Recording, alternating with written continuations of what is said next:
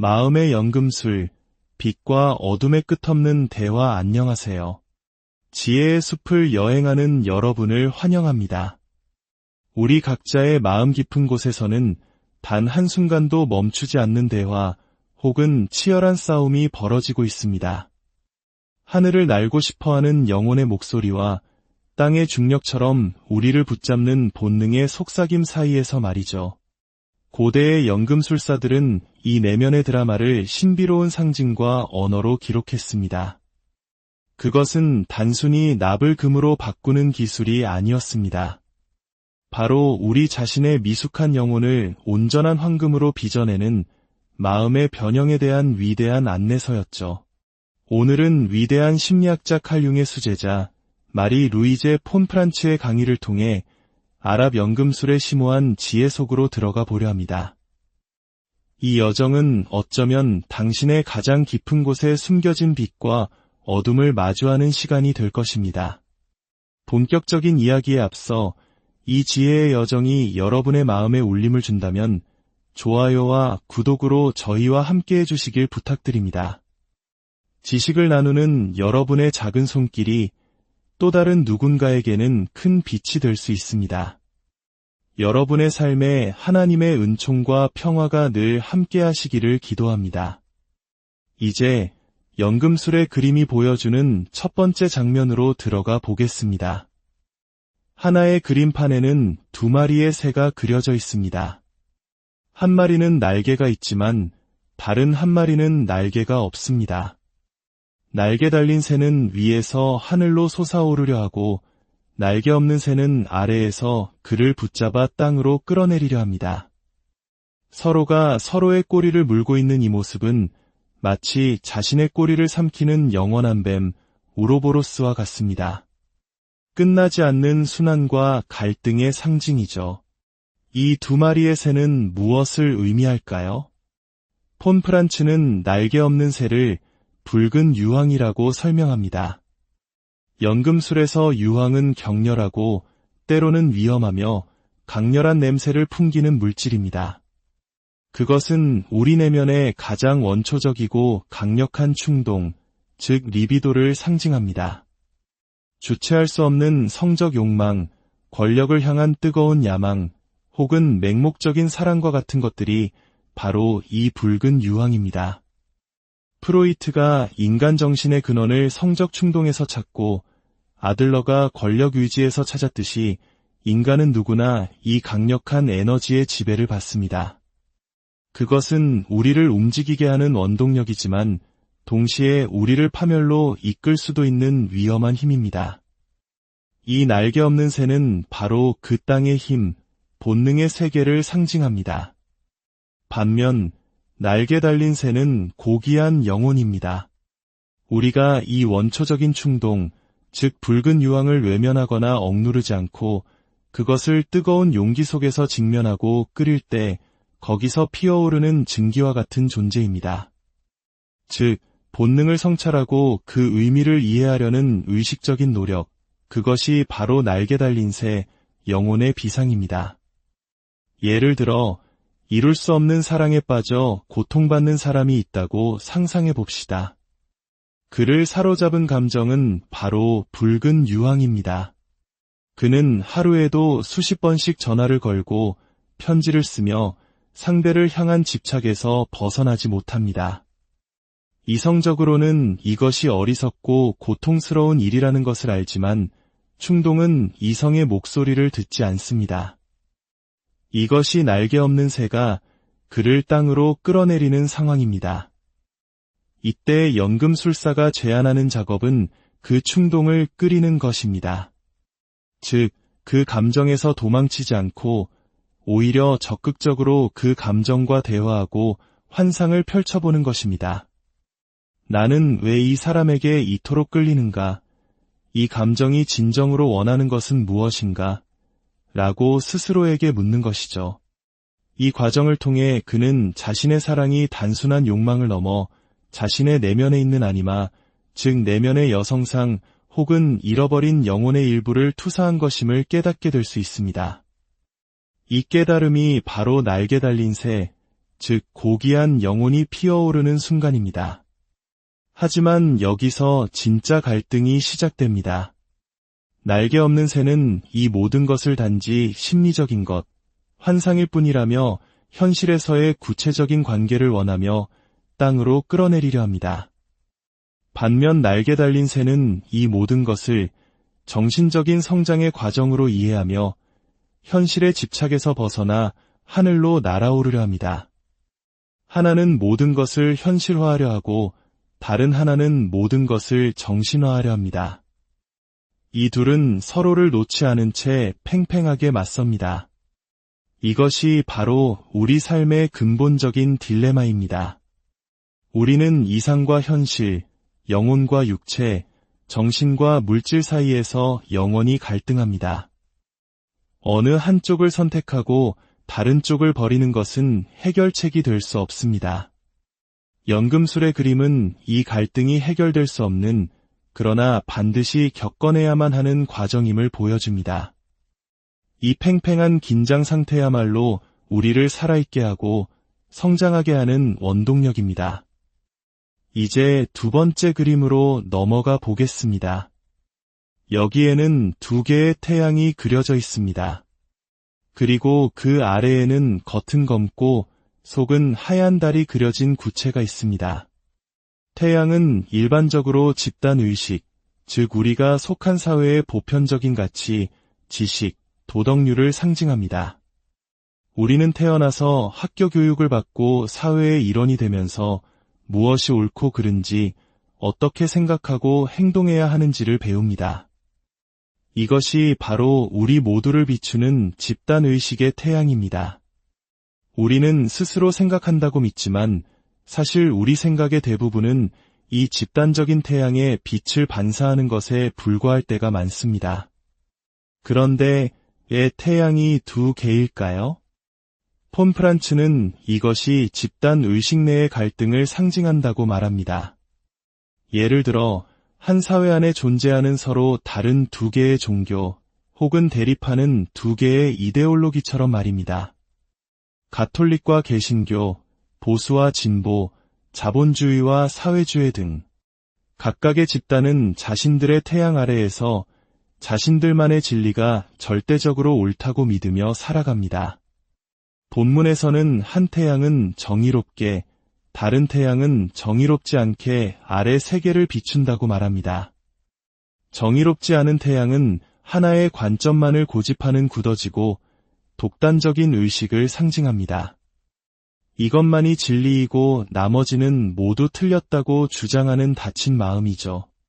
이러한 태도는 자신과 다른 모든 것을 어둠으로 규정하고 배척하기에 결국 무의식과의 소통을 단절시키고 맙니다. 반면 정의로운 태양은 두 개의 광선, 즉 모순된 두 가지 측면을 동시에 인정하는 유연하고 열린 의식을 상징합니다. 그것은 역설을 받아들일 준비가 된 마음입니다. 내가 옳을 수도 있지만 동시에 틀릴 수도 있다는 겸손함을 잃지 않는 태도죠. 이런 의식만이 어두운 무의식의 세계와 소통하며 그 안의 지혜를 길어 올릴 수 있습니다. 이것은 마치 동양 사상에서 음과 양의 조화를 이야기하는 것과도 같습니다. 한쪽에 치우치지 않고 대립되는 것들 안에서 전체를 보는 지혜 말입니다. 이 두 태양이 비추는 아래 세계, 즉 겉은 검고 속은 하얀 구체는 바로 우리의 무의식을 상징합니다. 처음 우리가 무의식을 마주할 때 그것은 혼란스럽고 추하고 때로는 파괴적인 모습으로 다가옵니다. 수치스러운 꿈, 이해할 수 없는 충동, 우울한 감정의 형태로 나타나죠. 이것이 바로 구체의 검은 겉모습, 연금술에서 말하는 흑화 단계입니다. 많은 사람들이 이 어둠 앞에서 겁을 먹고 돌아서 버립니다. 하지만 용기를 내어 그 어둠 속으로 더 깊이 들어갈 때 우리는 그 안에 숨겨진 밝고 환한 빛, 즉 하얀 달을 발견하게 됩니다. 가장 고통스러운 꿈 속에 가장 중요한 깨달음이 숨어 있고 가장 어두운 충동 속에 가장 큰 생명력이 감추어져 있는 법입니다. 우리 한국인들은 역사의 수많은 시련 속에서 절망의 잿더미 속에서도 희망의 불씨를 찾아냈던 경험이 있습니다. 그 어둠의 시간을 견뎌냈기에 지금의 빛이 더욱 소중하다는 것을 알고 있죠. 무의식의 탐험도 이와 같습니다. 어둠을 통과하지 않고서는 내면의 빛에 도달할 수 없습니다. 강의의 후반부에서 폰 프란츠는 한 신학자와의 흥미로운 대화를 소개합니다. 이 대화는 심리학과 신학이 하나님을 어떻게 다르게 이해하는지를 보여줍니다. 신학자는 하나님이 이미 정해진 자연법과 성서의 말씀을 통해 세상을 다스린다고 주장합니다. 그에게 하나님의 뜻은 이미 주어진 것이며 인간은 그 틀 안에서 행동해야 합니다. 예를 들어 서약을 한 사제가 여성과 관계를 맺는 것은 명백히 하나님의 뜻을 어기는 오류라는 것이죠. 하지만 폰 프란츠, 즉 심리학자의 입장은 다릅니다. 심리학에게 하나님은 책 속에 갇혀 계신 분이 아니라 지금 여기 각 개인의 영혼 속에서 살아 움직이며 말씀하시는 역동적인 실체입니다. 따라서 하나님의 뜻이 무엇인지는 일반적인 규칙으로 판단할 수 없으며 모든 개인은 매 순간 자신의 내면에서 들려오는 하나님의 목소리에 귀를 기울여야 한다는 것입니다. 그녀는 구약의 호세아 선지자를 예로 듭니다.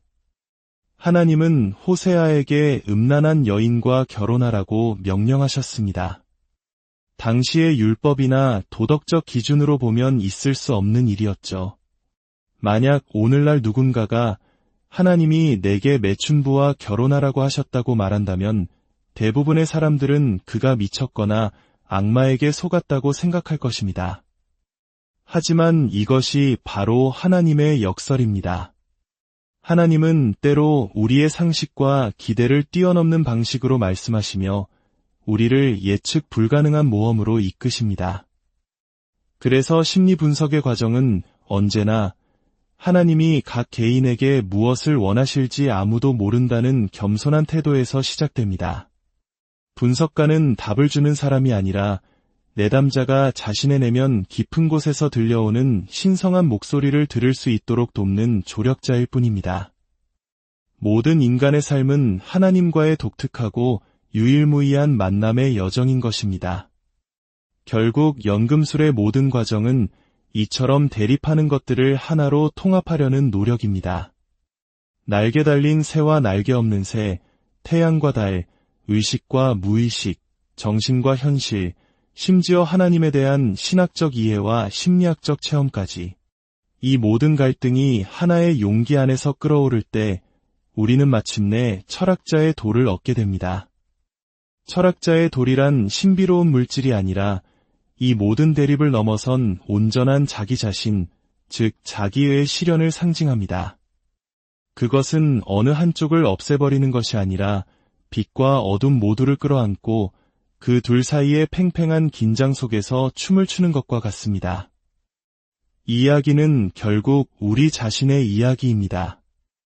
우리 안에는 하늘로 날아오르려는 새와 땅으로 끌어내리려는 새가 영원히 싸우고 있습니다.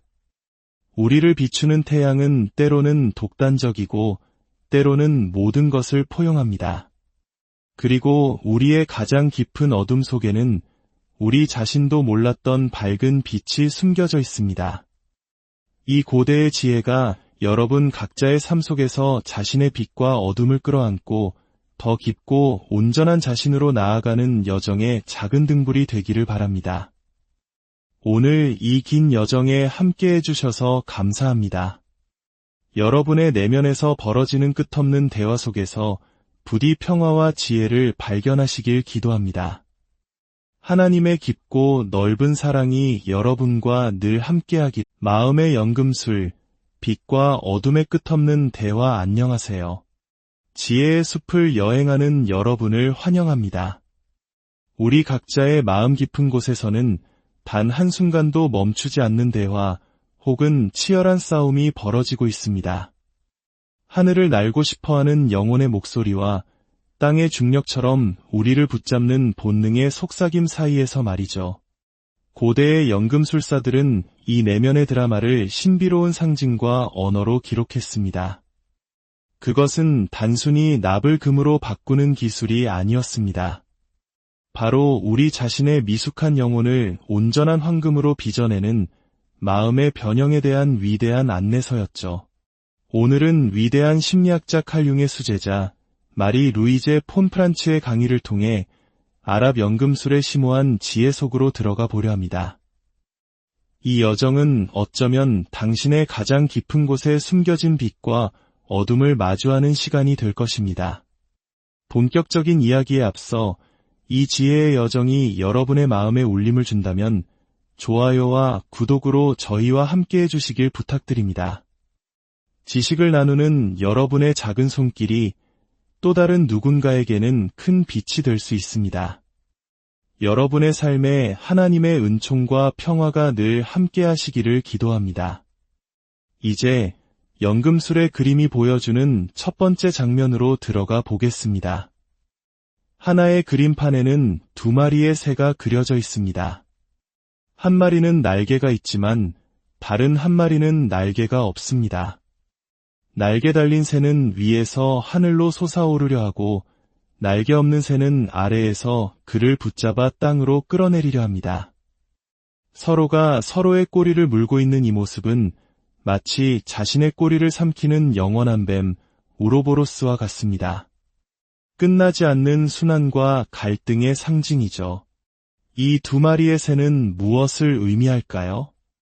폰 프란츠는 날개 없는 새를 붉은 유황이라고 설명합니다. 연금술에서 유황은 격렬하고 때로는 위험하며 강렬한 냄새를 풍기는 물질입니다. 그것은 우리 내면의 가장 원초적이고 강력한 충동, 즉 리비도를 상징합니다.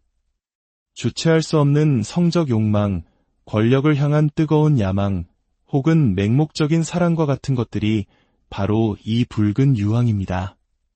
프로이트가 인간 정신의 근원을 성적 충동에서 찾고 아들러가 권력 유지에서 찾았듯이 인간은 누구나 이 강력한 에너지의 지배를 받습니다. 그것은 우리를 움직이게 하는 원동력이지만 동시에 우리를 파멸로 이끌 수도 있는 위험한 힘입니다. 이 날개 없는 새는 바로 그 땅의 힘, 본능의 세계를 상징합니다. 반면 날개 달린 새는 고귀한 영혼입니다. 우리가 이 원초적인 충동, 즉 붉은 유황을 외면하거나 억누르지 않고 그것을 뜨거운 용기 속에서 직면하고 끓일 때 거기서 피어오르는 증기와 같은 존재입니다. 즉, 본능을 성찰하고 그 의미를 이해하려는 의식적인 노력, 그것이 바로 날개 달린 새, 영혼의 비상입니다. 예를 들어, 이룰 수 없는 사랑에 빠져 고통받는 사람이 있다고 상상해 봅시다. 그를 사로잡은 감정은 바로 붉은 유황입니다. 그는 하루에도 수십 번씩 전화를 걸고 편지를 쓰며 상대를 향한 집착에서 벗어나지 못합니다. 이성적으로는 이것이 어리석고 고통스러운 일이라는 것을 알지만 충동은 이성의 목소리를 듣지 않습니다. 이것이 날개 없는 새가 그를 땅으로 끌어내리는 상황입니다. 이때 연금술사가 제안하는 작업은 그 충동을 끓이는 것입니다. 즉, 그 감정에서 도망치지 않고 오히려 적극적으로 그 감정과 대화하고 환상을 펼쳐보는 것입니다. 나는 왜 이 사람에게 이토록 끌리는가? 이 감정이 진정으로 원하는 것은 무엇인가? 라고 스스로에게 묻는 것이죠. 이 과정을 통해 그는 자신의 사랑이 단순한 욕망을 넘어 자신의 내면에 있는 아니마, 즉 내면의 여성상 혹은 잃어버린 영혼의 일부를 투사한 것임을 깨닫게 될 수 있습니다. 이 깨달음이 바로 날개 달린 새, 즉 고귀한 영혼이 피어오르는 순간입니다. 하지만 여기서 진짜 갈등이 시작됩니다. 날개 없는 새는 이 모든 것을 단지 심리적인 것, 환상일 뿐이라며 현실에서의 구체적인 관계를 원하며 땅으로 끌어내리려 합니다. 반면 날개 달린 새는 이 모든 것을 정신적인 성장의 과정으로 이해하며 현실의 집착에서 벗어나 하늘로 날아오르려 합니다. 하나는 모든 것을 현실화하려 하고 다른 하나는 모든 것을 정신화하려 합니다. 이 둘은 서로를 놓지 않은 채 팽팽하게 맞섭니다. 이것이 바로 우리 삶의 근본적인 딜레마입니다. 우리는 이상과 현실, 영혼과 육체, 정신과 물질 사이에서 영원히 갈등합니다. 어느 한쪽을 선택하고 다른 쪽을 버리는 것은 해결책이 될 수 없습니다. 연금술의 그림은 이 갈등이 해결될 수 없는, 그러나 반드시 겪어내야만 하는 과정임을 보여줍니다. 이 팽팽한 긴장 상태야말로 우리를 살아있게 하고 성장하게 하는 원동력입니다. 이제 두 번째 그림으로 넘어가 보겠습니다. 여기에는 두 개의 태양이 그려져 있습니다. 그리고 그 아래에는 겉은 검고 속은 하얀 달이 그려진 구체가 있습니다. 태양은 일반적으로 집단의식, 즉 우리가 속한 사회의 보편적인 가치, 지식, 도덕률을 상징합니다. 우리는 태어나서 학교 교육을 받고 사회의 일원이 되면서 무엇이 옳고 그른지, 어떻게 생각하고 행동해야 하는지를 배웁니다. 이것이 바로 우리 모두를 비추는 집단의식의 태양입니다. 우리는 스스로 생각한다고 믿지만 사실 우리 생각의 대부분은 이 집단적인 태양에 빛을 반사하는 것에 불과할 때가 많습니다. 그런데 왜 태양이 두 개일까요?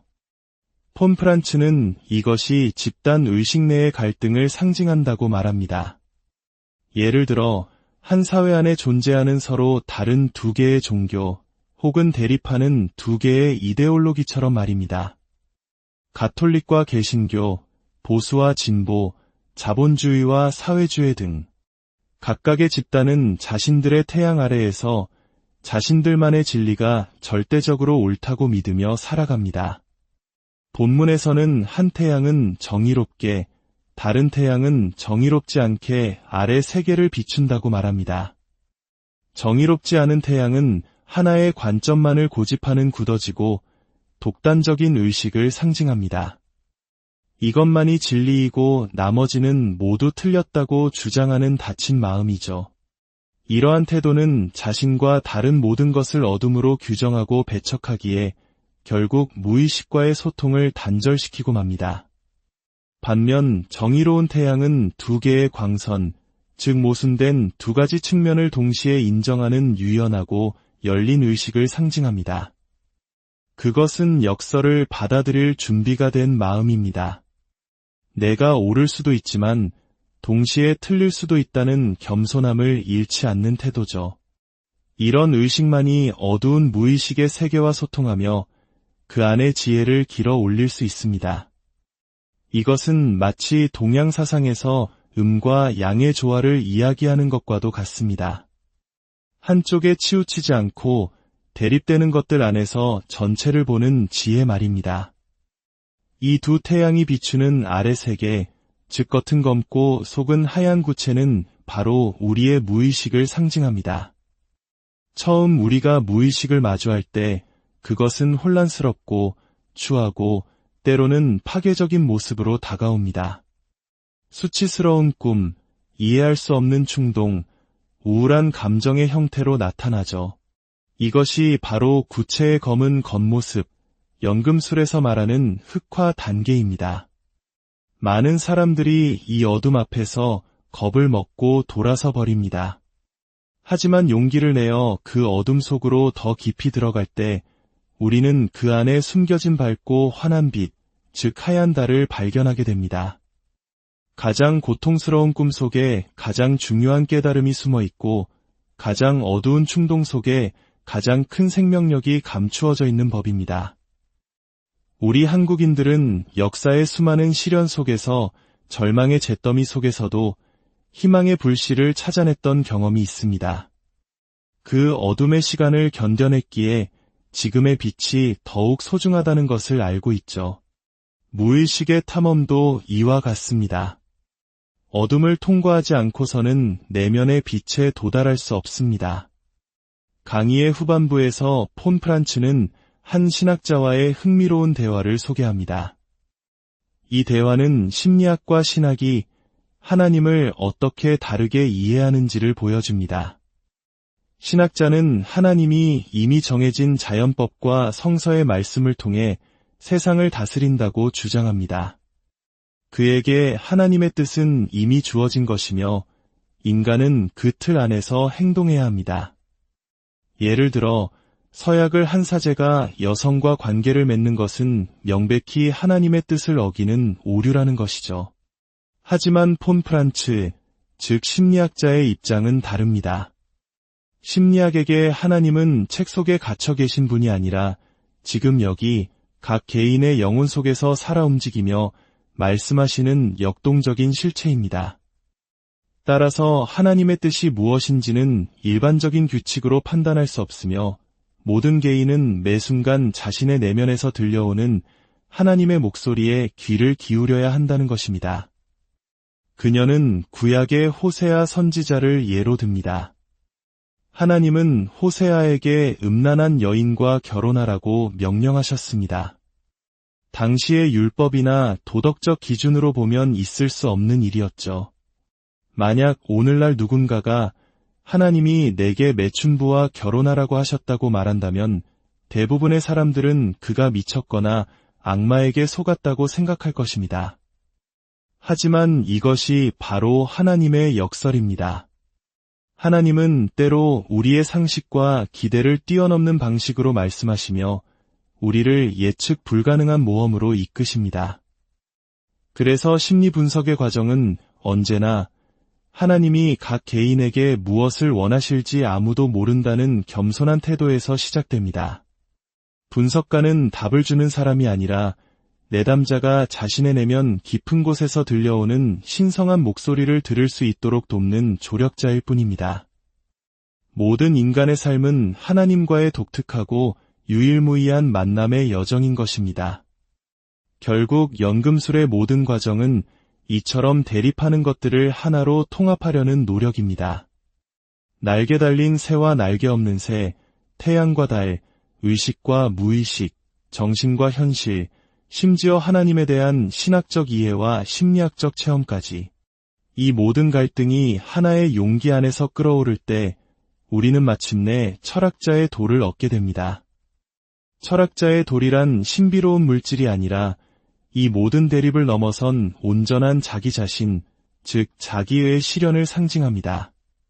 그것은 어느 한쪽을 없애버리는 것이 아니라 빛과 어둠 모두를 끌어안고 그 둘 사이의 팽팽한 긴장 속에서 춤을 추는 것과 같습니다. 이 이야기는 결국 우리 자신의 이야기입니다. 우리 안에는 하늘로 날아오르려는 새와 땅으로 끌어내리려는 새가 영원히 싸우고 있습니다. 우리를 비추는 태양은 때로는 독단적이고 때로는 모든 것을 포용합니다. 그리고 우리의 가장 깊은 어둠 속에는 우리 자신도 몰랐던 밝은 빛이 숨겨져 있습니다.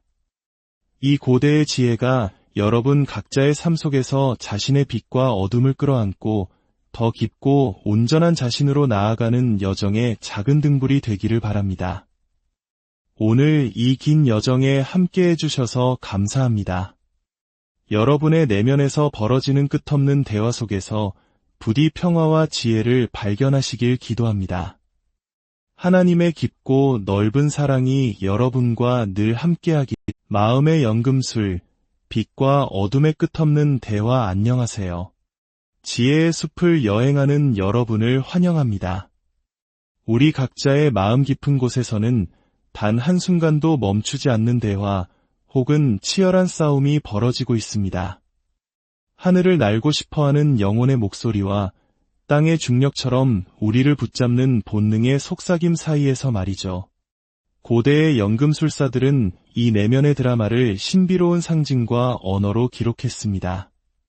그것은 단순히 납을 금으로 바꾸는 기술이 아니었습니다. 바로 우리 자신의 미숙한 영혼을 온전한 황금으로 빚어내는 마음의 변형에 대한 위대한 안내서였죠. 오늘은 위대한 심리학자 칼 융의 수제자 마리 루이제 폰 프란츠의 강의를 통해 아랍 연금술의 심오한 지혜 속으로 들어가 보려 합니다. 이 여정은 어쩌면 당신의 가장 깊은 곳에 숨겨진 빛과 어둠을 마주하는 시간이 될 것입니다. 본격적인 이야기에 앞서 이 지혜의 여정이 여러분의 마음에 울림을 준다면 좋아요와 구독으로 저희와 함께 해주시길 부탁드립니다. 지식을 나누는 여러분의 작은 손길이 또 다른 누군가에게는 큰 빛이 될 수 있습니다. 여러분의 삶에 하나님의 은총과 평화가 늘 함께 하시기를 기도합니다. 이제 연금술의 그림이 보여주는 첫 번째 장면으로 들어가 보겠습니다. 하나의 그림판에는 2마리의 새가 그려져 있습니다. 한 마리는 날개가 있지만 다른 한 마리는 날개가 없습니다. 날개 달린 새는 위에서 하늘로 솟아오르려 하고 날개 없는 새는 아래에서 그를 붙잡아 땅으로 끌어내리려 합니다.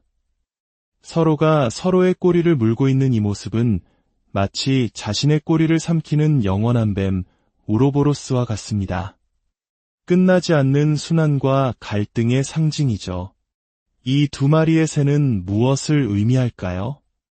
폰 프란츠는 날개 없는 새를 붉은 유황이라고 설명합니다. 연금술에서 유황은 격렬하고 때로는 위험하며 강렬한 냄새를 풍기는 물질입니다. 그것은 우리 내면의 가장 원초적이고 강력한 충동, 즉 리비도를 상징합니다. 주체할 수 없는 성적 욕망, 권력을 향한 뜨거운 야망, 혹은 맹목적인 사랑과 같은 것들이 바로 이 붉은 유황입니다. 프로이트가 인간 정신의 근원을 성적 충동에서 찾고 아들러가 권력 유지에서 찾았듯이 인간은 누구나 이 강력한 에너지의 지배를 받습니다. 그것은 우리를 움직이게 하는 원동력이지만 동시에 우리를 파멸로 이끌 수도 있는 위험한 힘입니다. 이 날개 없는 새는 바로 그 땅의 힘, 본능의 세계를 상징합니다. 반면 날개 달린 새는 고귀한 영혼입니다. 우리가 이 원초적인 충동, 즉 붉은 유황을 외면하거나 억누르지 않고 그것을 뜨거운 용기 속에서 직면하고 끓일 때 거기서 피어오르는 증기와 같은 존재입니다. 즉, 본능을 성찰하고 그 의미를 이해하려는 의식적인 노력, 그것이 바로 날개 달린 새, 영혼의 비상입니다. 예를 들어 이룰 수 없는 사랑에 빠져 고통받는 사람이 있다고 상상해 봅시다. 그를 사로잡은 감정은 바로 붉은 유황입니다. 그는 하루에도 수십 번씩 전화를 걸고 편지를 쓰며 상대를 향한 집착에서 벗어나지 못합니다. 이성적으로는 이것이 어리석고 고통스러운 일이라는 것을 알지만 충동은 이성의 목소리를 듣지 않습니다. 이것이 날개 없는 새가 그를 땅으로 끌어내리는 상황입니다. 이때 연금술사가 제안하는 작업은 그 충동을 끓이는 것입니다. 즉, 그 감정에서 도망치지 않고 오히려 적극적으로 그 감정과 대화하고 환상을 펼쳐보는 것입니다. 나는 왜 이 사람에게 이토록 끌리는가? 이 감정이 진정으로 원하는 것은 무엇인가? 라고 스스로에게 묻는 것이죠. 이 과정을 통해 그는 자신의 사랑이 단순한 욕망을 넘어 자신의 내면에 있는 아니마, 즉 내면의 여성상 혹은 잃어버린 영혼의 일부를 투사한 것임을 깨닫게 될 수 있습니다. 이 깨달음이 바로 날개 달린 새, 즉 고귀한 영혼이 피어오르는 순간입니다. 하지만 여기서 진짜 갈등이 시작됩니다. 날개 없는 새는 이 모든 것을 단지 심리적인 것, 환상일 뿐이라며 현실에서의 구체적인 관계를 원하며 땅으로 끌어내리려 합니다. 반면 날개 달린 새는 이 모든 것을 정신적인 성장의 과정으로 이해하며 현실의 집착에서 벗어나 하늘로 날아오르려 합니다. 하나는 모든 것을 현실화하려 하고 다른 하나는 모든 것을 정신화하려 합니다. 이 둘은 서로를 놓지 않은 채 팽팽하게 맞섭니다. 이것이 바로 우리 삶의 근본적인 딜레마입니다. 우리는 이상과 현실, 영혼과 육체, 정신과 물질 사이에서 영원히 갈등합니다. 어느 한쪽을 선택하고 다른 쪽을 버리는 것은 해결책이 될 수 없습니다. 연금술의 그림은 이 갈등이 해결될 수 없는, 그러나 반드시 겪어내야만 하는 과정임을 보여줍니다. 이 팽팽한 긴장 상태야말로 우리를 살아있게 하고 성장하게 하는 원동력입니다. 이제 두 번째 그림으로 넘어가 보겠습니다. 여기에는 두 개의 태양이 그려져 있습니다. 그리고 그 아래에는 겉은 검고 속은 하얀 달이 그려진 구체가 있습니다. 태양은 일반적으로 집단의식, 즉 우리가 속한 사회의 보편적인 가치, 지식, 도덕률을 상징합니다. 우리는 태어나서 학교 교육을 받고 사회의 일원이 되면서 무엇이 옳고 그른지, 어떻게 생각하고 행동해야 하는지를 배웁니다. 이것이 바로 우리 모두를 비추는 집단의식의 태양입니다. 우리는 스스로 생각한다고 믿지만 사실 우리 생각의 대부분은 이 집단적인 태양에 빛을 반사하는 것에 불과할 때가 많습니다. 그런데 왜 태양이 두 개일까요? 폰 프란츠는 이것이 집단의식 내의 갈등을 상징한다고 말합니다. 예를 들어 한 사회 안에 존재하는 서로 다른 두 개의 종교 혹은 대립하는 두 개의 이데올로기처럼 말입니다. 가톨릭과 개신교, 보수와 진보, 자본주의와 사회주의 등 각각의 집단은 자신들의 태양 아래에서 자신들만의 진리가 절대적으로 옳다고 믿으며 살아갑니다. 본문에서는 한 태양은 정의롭게, 다른 태양은 정의롭지 않게 아래 세계를 비춘다고 말합니다. 정의롭지 않은 태양은 하나의 관점만을 고집하는 굳어지고 독단적인 의식을 상징합니다. 이것만이 진리이고 나머지는 모두 틀렸다고 주장하는 닫힌 마음이죠. 이러한 태도는 자신과 다른 모든 것을 어둠으로 규정하고 배척하기에 결국 무의식과의 소통을 단절시키고 맙니다. 반면 정의로운 태양은 두 개의 광선, 즉 모순된 두 가지 측면을 동시에 인정하는 유연하고 열린 의식을 상징합니다. 그것은 역설을 받아들일 준비가 된 마음입니다. 내가 옳을 수도 있지만 동시에 틀릴 수도 있다는 겸손함을 잃지 않는 태도죠. 이런 의식만이 어두운 무의식의 세계와 소통하며 그 안의 지혜를 길어 올릴 수 있습니다. 이것은 마치 동양 사상에서 음과 양의 조화를 이야기하는 것과도 같습니다. 한쪽에 치우치지 않고 대립되는 것들 안에서 전체를 보는 지혜 말입니다. 이 두 태양이 비추는 아래 세계, 즉 겉은 검고 속은 하얀 구체는 바로 우리의 무의식을 상징합니다. 처음 우리가 무의식을 마주할 때 그것은 혼란스럽고 추하고 때로는 파괴적인 모습으로 다가옵니다. 수치스러운 꿈, 이해할 수 없는 충동, 우울한 감정의 형태로 나타나죠. 이것이 바로 구체의 검은 겉모습, 연금술에서 말하는 흑화 단계입니다. 많은 사람들이 이 어둠 앞에서 겁을 먹고 돌아서 버립니다. 하지만 용기를 내어 그 어둠 속으로 더 깊이 들어갈 때 우리는 그 안에 숨겨진 밝고 환한 빛, 즉 하얀 달을 발견하게 됩니다. 가장 고통스러운 꿈 속에 가장 중요한 깨달음이 숨어 있고 가장 어두운 충동 속에 가장 큰 생명력이 감추어져 있는 법입니다. 우리 한국인들은 역사의 수많은 시련 속에서 절망의 잿더미 속에서도 희망의 불씨를 찾아냈던 경험이 있습니다. 그 어둠의 시간을 견뎌냈기에 지금의 빛이 더욱 소중하다는 것을 알고 있죠. 무의식의 탐험도 이와 같습니다. 어둠을 통과하지 않고서는 내면의 빛에 도달할 수 없습니다. 강의의 후반부에서 폰 프란츠는 한 신학자와의 흥미로운 대화를 소개합니다.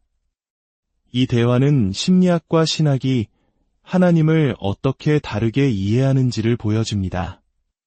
신학자는 하나님이 이미 정해진 자연법과 성서의 말씀을 통해 세상을 다스린다고 주장합니다. 그에게 하나님의 뜻은 이미 주어진 것이며 인간은 그 틀 안에서 행동해야 합니다. 예를 들어 서약을 한 사제가 여성과 관계를 맺는 것은 명백히 하나님의 뜻을 어기는 오류라는 것이죠. 하지만 폰 프란츠, 즉 심리학자의 입장은 다릅니다. 심리학에게 하나님은 책 속에 갇혀 계신 분이 아니라 지금 여기 각 개인의 영혼 속에서 살아 움직이며 말씀하시는 역동적인 실체입니다. 따라서 하나님의 뜻이 무엇인지는 일반적인 규칙으로 판단할 수 없으며 모든 개인은 매 순간 자신의 내면에서 들려오는 하나님의 목소리에 귀를 기울여야 한다는 것입니다. 그녀는 구약의 호세아 선지자를 예로 듭니다. 하나님은 호세아에게 음란한 여인과 결혼하라고 명령하셨습니다. 당시의 율법이나 도덕적 기준으로 보면 있을 수 없는 일이었죠. 만약 오늘날 누군가가 하나님이 내게 매춘부와 결혼하라고 하셨다고 말한다면 대부분의 사람들은 그가 미쳤거나 악마에게 속았다고 생각할 것입니다. 하지만 이것이 바로 하나님의 역설입니다. 하나님은 때로 우리의 상식과 기대를 뛰어넘는 방식으로 말씀하시며 우리를 예측 불가능한 모험으로 이끄십니다. 그래서 심리 분석의 과정은 언제나 하나님이 각 개인에게 무엇을 원하실지 아무도 모른다는 겸손한 태도에서 시작됩니다. 분석가는 답을 주는 사람이 아니라 내담자가 자신의 내면 깊은 곳에서 들려오는 신성한 목소리를 들을 수 있도록 돕는 조력자일 뿐입니다. 모든 인간의 삶은 하나님과의 독특하고 유일무이한 만남의 여정인 것입니다. 결국 연금술의 모든 과정은 이처럼 대립하는 것들을 하나로 통합하려는 노력입니다. 날개 달린 새와 날개 없는 새, 태양과 달, 의식과 무의식, 정신과 현실, 심지어 하나님에 대한 신학적 이해와 심리학적 체험까지. 이 모든 갈등이 하나의 용기 안에서 끓어오를 때 우리는 마침내 철학자의 도를 얻게 됩니다. 철학자의 돌이란 신비로운 물질이 아니라 이 모든 대립을 넘어선 온전한 자기 자신, 즉 자기의 실현을 상징합니다. 그것은 어느 한쪽을 없애버리는 것이 아니라 빛과 어둠 모두를 끌어안고 그 둘 사이의 팽팽한 긴장 속에서 춤을 추는 것과 같습니다. 이 이야기는 결국 우리 자신의 이야기입니다. 우리 안에는 하늘로 날아오르려는 새와 땅으로 끌어내리려는 새가 영원히 싸우고 있습니다. 우리를 비추는 태양은 때로는 독단적이고 때로는 모든 것을 포용합니다. 그리고 우리의 가장 깊은 어둠 속에는 우리 자신도 몰랐던 밝은 빛이 숨겨져 있습니다. 이 고대의 지혜가 여러분 각자의 삶 속에서 자신의 빛과 어둠을 끌어안고 더 깊고 온전한 자신으로 나아가는 여정의 작은 등불이 되기를 바랍니다. 오늘 이 긴 여정에 함께 해주셔서 감사합니다. 여러분의 내면에서 벌어지는 끝없는 대화 속에서 부디 평화와 지혜를 발견하시길 기도합니다. 하나님의 깊고 넓은 사랑이 여러분과 늘 함께하기. 마음의 연금술, 빛과 어둠의 끝없는 대화. 안녕하세요. 지혜의 숲을 여행하는 여러분을 환영합니다. 우리 각자의 마음 깊은 곳에서는 단 한순간도 멈추지 않는 대화 혹은 치열한 싸움이 벌어지고 있습니다. 하늘을 날고 싶어하는 영혼의 목소리와 땅의 중력처럼 우리를 붙잡는 본능의 속삭임 사이에서 말이죠. 고대의 연금술사들은 이 내면의 드라마를 신비로운 상징과 언어로 기록했습니다. 그것은 단순히 납을 금으로 바꾸는 기술이 아니었습니다. 바로 우리 자신의 미숙한 영혼을 온전한 황금으로 빚어내는 마음의 변형에 대한 위대한 안내서였죠. 오늘은 위대한 심리학자 칼 융의 수제자 마리 루이제 폰 프란츠의 강의를 통해 아랍 연금술의 심오한 지혜 속으로 들어가 보려 합니다. 이 여정은 어쩌면 당신의 가장 깊은 곳에 숨겨진 빛과 어둠을 마주하는 시간이 될 것입니다. 본격적인 이야기에 앞서 이 지혜의 여정이 여러분의 마음에 울림을 준다면 좋아요와 구독으로 저희와 함께 해주시길 부탁드립니다. 지식을 나누는 여러분의 작은 손길이 또 다른 누군가에게는 큰 빛이 될 수 있습니다. 여러분의 삶에 하나님의 은총과 평화가 늘 함께 하시기를 기도합니다. 이제 연금술의 그림이 보여주는 첫 번째 장면으로 들어가 보겠습니다. 하나의 그림판에는 두 마리의 새가 그려져 있습니다. 한 마리는 날개가 있지만 다른 한 마리는 날개가 없습니다. 날개 달린 새는 위에서 하늘로 솟아오르려 하고 날개 없는 새는 아래에서 그를 붙잡아 땅으로 끌어내리려 합니다.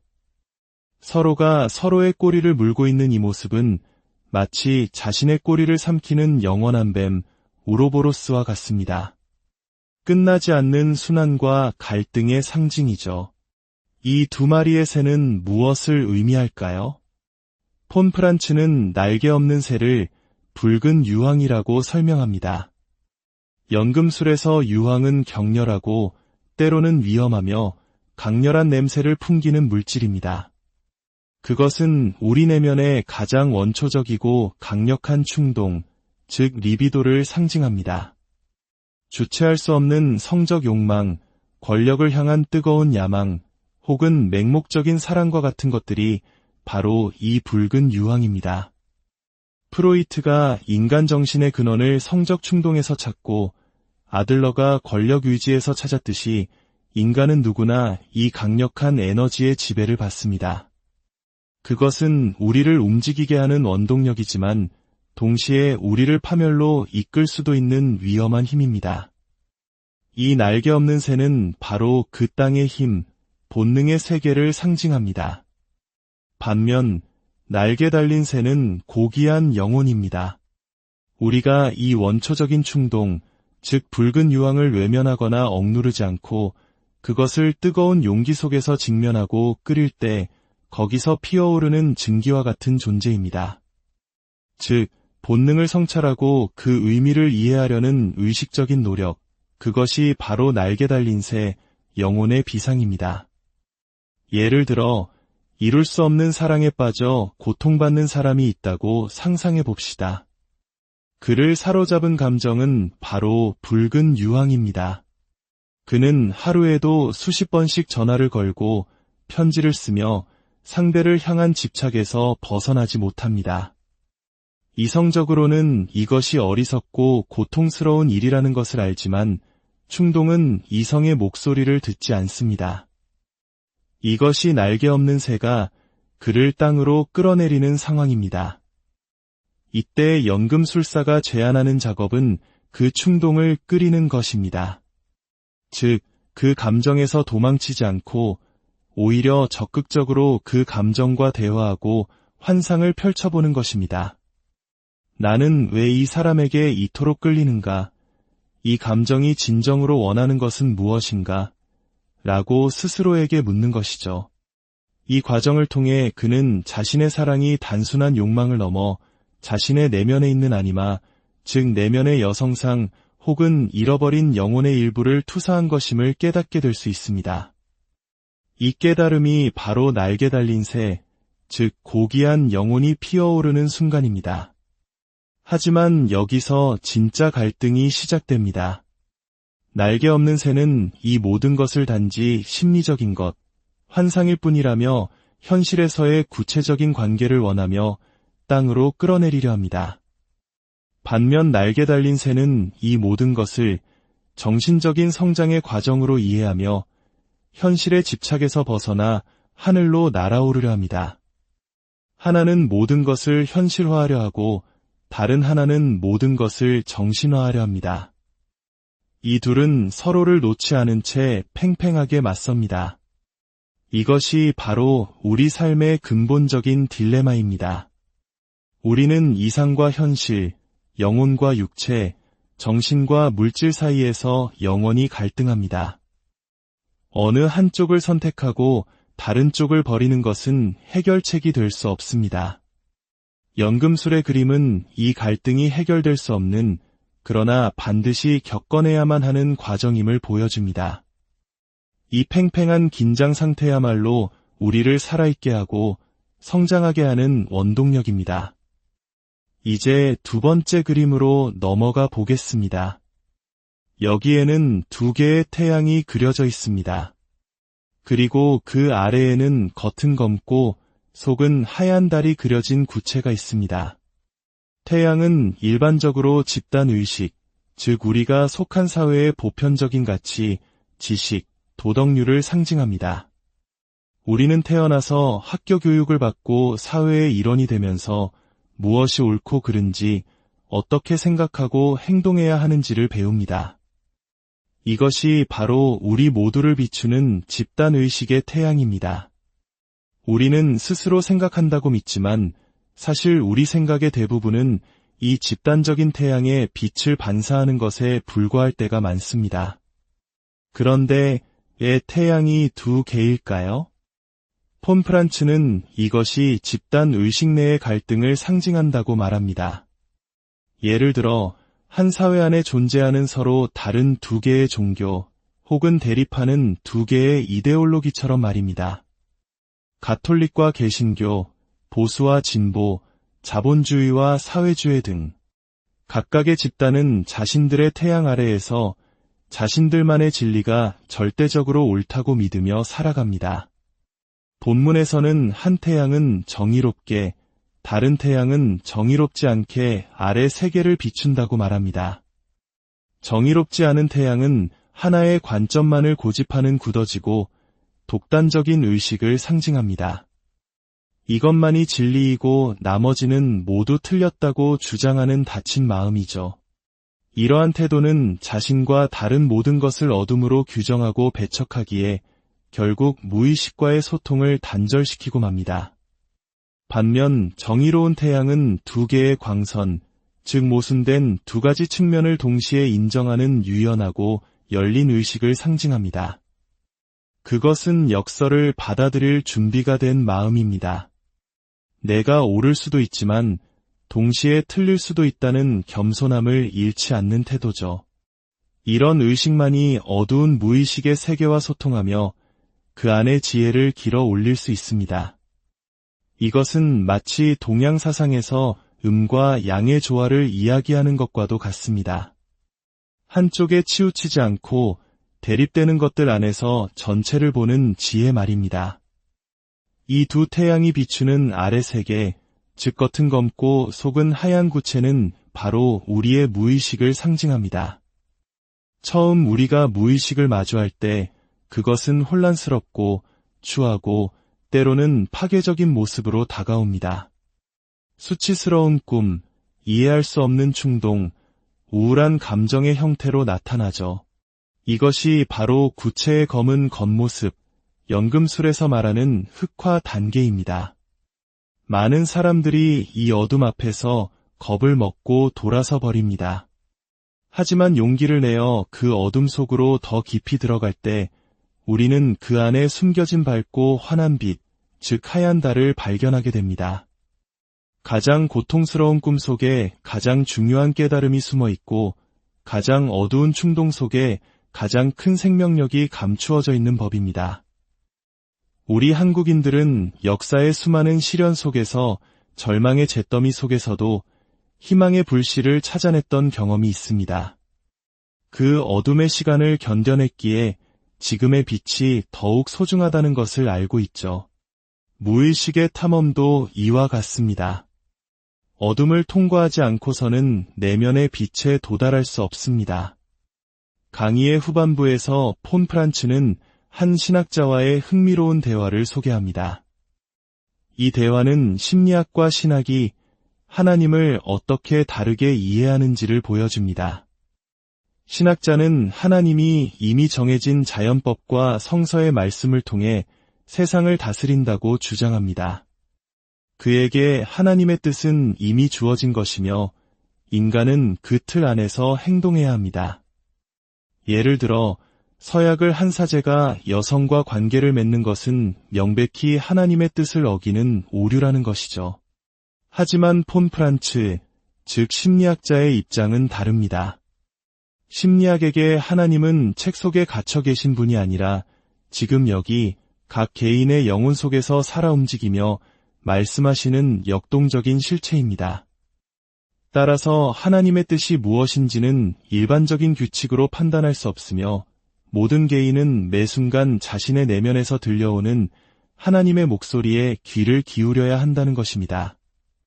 그녀는 구약의 호세아 선지자를 예로 듭니다.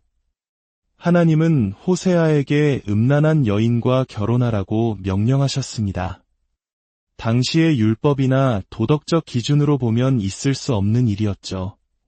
만약 오늘날 누군가가 하나님이 내게 매춘부와 결혼하라고 하셨다고 말한다면 대부분의 사람들은 그가 미쳤거나 악마에게 속았다고 생각할 것입니다.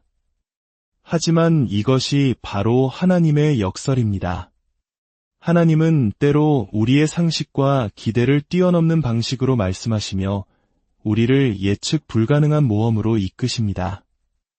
그래서 심리 분석의 과정은 언제나 하나님이 각 개인에게 무엇을 원하실지 아무도 모른다는 겸손한 태도에서 시작됩니다. 분석가는 답을 주는 사람이 아니라 내담자가 자신의 내면 깊은 곳에서 들려오는 신성한 목소리를 들을 수 있도록 돕는 조력자일 뿐입니다.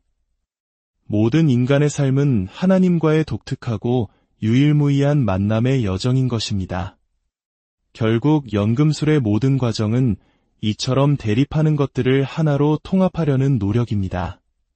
날개 달린 새와 날개 없는 새, 태양과 달, 의식과 무의식, 정신과 현실, 심지어 하나님에 대한 신학적 이해와 심리학적 체험까지. 이 모든 갈등이 하나의 용기 안에서 끓어오를 때 우리는 마침내 철학자의 도를 얻게 됩니다. 철학자의 돌이란 신비로운 물질이 아니라 이 모든 대립을 넘어선 온전한 자기 자신, 즉 자기의 실현을 상징합니다. 그것은 어느 한쪽을 없애버리는 것이 아니라 빛과 어둠 모두를 끌어안고 그 둘 사이의 팽팽한 긴장 속에서 춤을 추는 것과 같습니다. 이 이야기는 결국 우리 자신의 이야기입니다. 우리 안에는 하늘로 날아오르려는 새와 땅으로 끌어내리려는 새가 영원히 싸우고 있습니다. 우리를 비추는 태양은 때로는 독단적이고 때로는 모든 것을 포용합니다. 그리고 우리의 가장 깊은 어둠 속에는 우리 자신도 몰랐던 밝은 빛이 숨겨져 있습니다. 이 고대의 지혜가 여러분 각자의 삶 속에서 자신의 빛과 어둠을 끌어안고 더 깊고 온전한 자신으로 나아가는 여정의 작은 등불이 되기를 바랍니다. 오늘 이 긴 여정에 함께 해주셔서 감사합니다. 여러분의 내면에서 벌어지는 끝없는 대화 속에서 부디 평화와 지혜를 발견하시길 기도합니다. 하나님의 깊고 넓은 사랑이 여러분과 늘 함께하길. 마음의 연금술, 빛과 어둠의 끝없는 대화. 안녕하세요. 지혜의 숲을 여행하는 여러분을 환영합니다. 우리 각자의 마음 깊은 곳에서는 단 한순간도 멈추지 않는 대화 혹은 치열한 싸움이 벌어지고 있습니다. 하늘을 날고 싶어하는 영혼의 목소리와 땅의 중력처럼 우리를 붙잡는 본능의 속삭임 사이에서 말이죠. 고대의 연금술사들은 이 내면의 드라마를 신비로운 상징과 언어로 기록했습니다. 그것은 단순히 납을 금으로 바꾸는 기술이 아니었습니다. 바로 우리 자신의 미숙한 영혼을 온전한 황금으로 빚어내는 마음의 변형에 대한 위대한 안내서였죠. 오늘은 위대한 심리학자 칼 융의 수제자 마리 루이제 폰 프란츠의 강의를 통해 아랍 연금술의 심오한 지혜 속으로 들어가 보려 합니다. 이 여정은 어쩌면 당신의 가장 깊은 곳에 숨겨진 빛과 어둠을 마주하는 시간이 될 것입니다.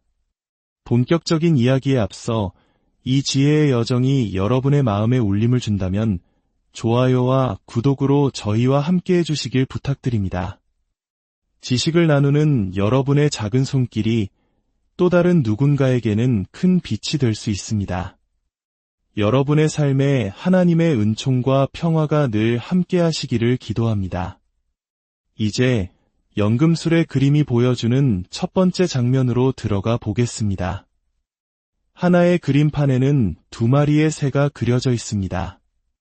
한 마리는 날개가 있지만 다른 한 마리는 날개가 없습니다. 날개 달린 새는 위에서 하늘로 솟아오르려 하고 날개 없는 새는 아래에서 그를 붙잡아 땅으로 끌어내리려 합니다.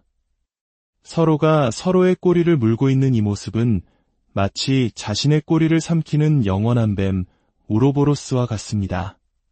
끝나지 않는 순환과 갈등의 상징이죠. 이 두 마리의 새는 무엇을 의미할까요? 폰 프란츠는 날개 없는 새를